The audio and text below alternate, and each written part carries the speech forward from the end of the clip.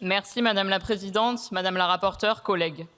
Il possède autant que les 20 millions de Français les plus pauvres. Il émet 1200 fois plus d'émissions de CO2 qu'un Français moyen. Selon ses mots, Trump apporte un vent d'optimisme parce qu'il baisse les impôts des plus fortunés. Pour lui, l'extrême droite au pouvoir, ce n'est pas bien grave tant qu'il paye moins d'impôts.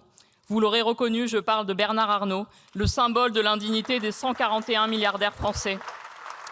Un homme dont Jordan Bardella, dans un élan d'empathie et de convergence des luttes, a entendu le cri d'alarme.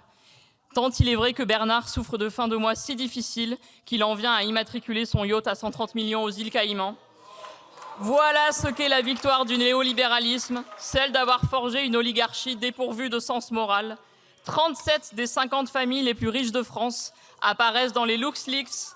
La fraude, l'évasion, l'effidement fiscal sont systématiques. Ces gens dont la fortune augmente en moyenne de 7% par an depuis 30 ans, ces gens qui se gavent mais dont le taux effectif d'imposition est 2 fois plus faible que le reste de la population. Oui, l'économiste Gabriel Zucman a raison quand il dit que la France est un paradis fiscal pour milliardaires. Quand les 3 milliards d'euros de dividendes de la famille Arnault échappent à l'impôt, c'est un privilège fiscal. Quand le groupe Bolloré bénéficie d'un régime spécial qui lui fait économiser 500 millions d'euros d'impôts, c'est un privilège fiscal. Quand il suffit à la famille Mulliez de se délocaliser en Belgique à quelques centaines de mètres de la frontière française pour cacher leurs 50 milliards pendant qu'ils suppriment plus de 2300 postes chez Auchan, soit pendant qu'ils brisent 2300 familles, c'est un privilège fiscal et un matraquage social. Cela fait 40 ans que la politique fiscale consiste à détaxer les riches et les laisser éviter l'impôt dans l'espoir qu'ils daignent investir en France. Mais malheureusement, les investissements des plus riches ont davantage ruisselé sur l'extrême droite depuis des années, comme en témoignent ceux de Vincent Bolloré et de Pierre-Édouard Stérin. Résultat de cette politique des Mozart de la finance, premièrement, la concentration des richesses atteint des sommets. Depuis 2019, la fortune totale des milliardaires français a augmenté de 24 milliards d'euros, soit 13 millions d'euros par jour. Alors qu'il y a 11 millions de pauvres dans notre pays, les 1% des plus riches gagnent en 6 jours ce qu'un Français parmi les 50% les plus pauvres gagne en 1 an.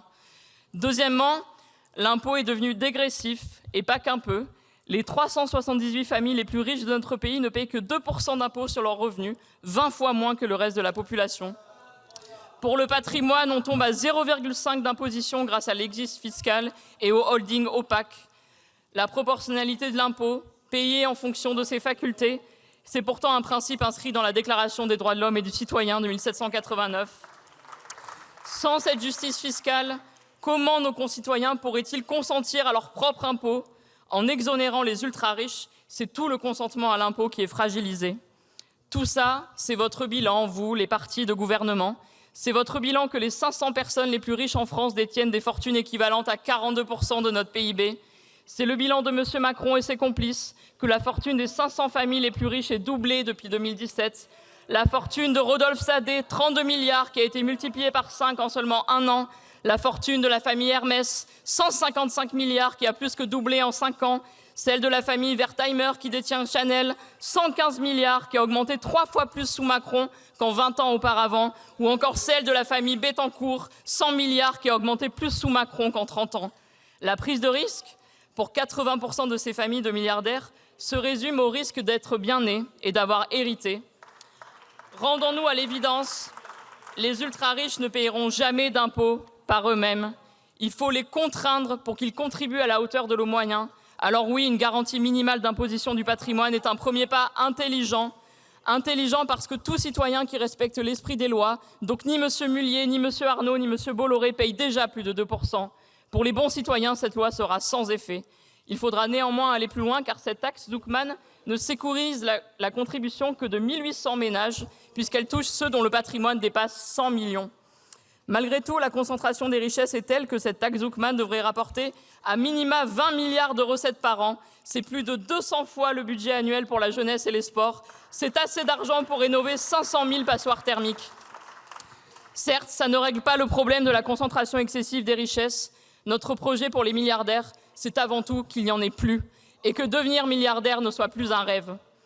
Les milliardaires sont le signe que les richesses n'irriguent plus le tissu social, mais s'accumulent en un seul point. Ils sont le signe des 250 milliards par an de valeur ajoutée que le capital a volé au travail depuis 40 ans. Alors oui, vive l'imposition des plus fortunés, principal outil pour redistribuer les richesses et financer nos services publics. Merci. Je vous remercie, Madame la députée.